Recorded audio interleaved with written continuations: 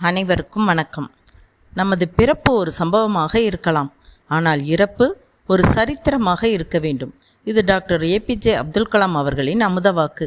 தன் வாக்கினை தானே மெய்ப்பித்திடும் வண்ணம் வாழ்ந்து காட்டிய மாமனிதர் டாக்டர் ஏபிஜே அப்துல் கலாம் அவர்கள். அவர்களை பற்றி ஒரு சில வித்துகள் உங்கள் பார்வைக்கு. 1931 அக்டோபர் திங்கள் 15 நாளில் தமிழ்நாட்டின் ராமேஸ்வரத்தில் 4 சகோதரர்கள் மற்றும் ஒரு சகோதரியுடன் பிறந்தவர். ஜைனுலாப்தீன் ஆசியம்மா இணையரின் அன்பு மகன்.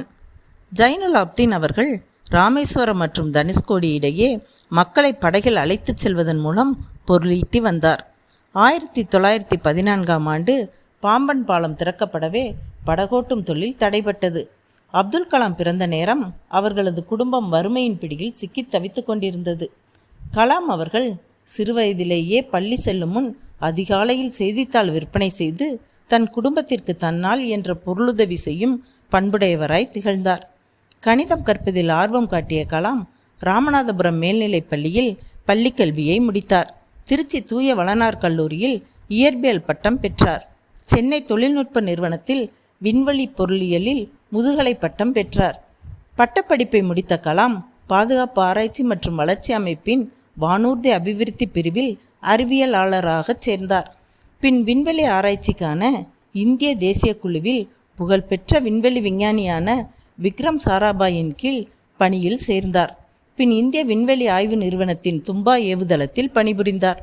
பிரதமரின் தலைமை அறிவியல் ஆலோசகராகவும் பாதுகாப்பு ஆராய்ச்சி மற்றும் மேம்பாட்டு அமைப்பின் செயலாளராகவும் இருந்தார். அக்னி மற்றும் பிருத்திவி ஏவுகணைகளின் வளர்ச்சியில் அரும் பங்காற்றினார். அணுசக்தியில் அவரது பங்களிப்பை போற்றும் வண்ணம் அவர் இந்தியாவின் ஏவுகணை நாயகன் என புகழப்பெற்றார். 1998 நடத்தப்பட்ட பொக்ரான் அணுகுண்டு சோதனையில் முக்கிய பங்காற்றினார். கலாம் இந்தியாவில் 11வது குடியரசுத் தலைவராக தேர்ந்தெடுக்கப்பெற்றார். 2002 முதல் 2007 வரை 5 ஆண்டுகள் இந்திய குடியரசுத் தலைவராக திறமையுடன் செயல்புரிந்தார். குடியரசுத் தலைவர் பதவிக்காலம் முடிந்த பின்னர் பல்வேறு கல்வி நிறுவனங்களில் சிறப்பு பேராசிரியராக பணியாற்றினார். கூடங்குளத்தில் அணுமின் நிலையம் நிறுவப்பட ஆதரவு அளித்தார். பல்வேறு பொறுப்புகளை திறம்பட வகித்த கலாம் அவர்கள் தான் சார்ந்த இஸ்லாமிய முறைப்படி தினசரி தொழுகை மற்றும் ரமலான் நோன்பு போன்றவற்றை தவறாது கடைபிடிப்பவர். பிற மதத்தவர்களிடமும் அன்புடனும் மரியாதையுடனும் பழகும் பண்பாளர். இந்தியா 2020, அக்னிச்சிறகுகள் உள்ளிட்ட ஏராளமான நூல்களை படைத்துள்ளார். 2020 இந்தியாவை வல்லரசாக்க வேண்டும் என்ற லட்சிய தாகத்துடன் அனைத்து தரப்பினரிடமும் நம்பிக்கை விதையை விதைத்தார். 2015 ஜூலை 27 சில்லாங்கில் மாணவர்களுக்கு விரிவுரை ஆற்றிக் கொண்டிருந்த போது திடீர் மாரடைப்பால் உயிரிழந்தார். அவரது உடல் முழு அரசு மரியாதையுடன் ராமேஸ்வரத்தில் அடக்கம் செய்யப்பட்டது.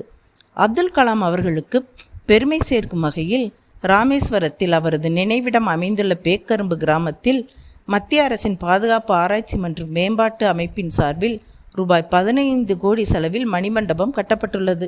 கலாம் நினைவகத்தைச் சுற்றிலும் தென்னை உள்ளிட்ட மரங்கள் வளர்க்கப்பட்டு பசுமையாக காட்சியளிக்கிறது. அப்துல் கலாம் அவர்கள் பயன்படுத்திய பொருள்கள், பெற்ற விருதுகள், எழுதிய நூல்கள் என அனைத்தும் அங்கு அவரது நினைவை போற்றும் வண்ணம் காட்சிப்படுத்தப்பட்டுள்ளது. மணிமண்டபத்தின் நுழைவு வாயில் இந்தியா கேட் போன்றும் மேல்பகுதி குடியரசுத் தலைவர் மாளிகை போன்றும் கட்டமைக்கப்பட்டுள்ளது.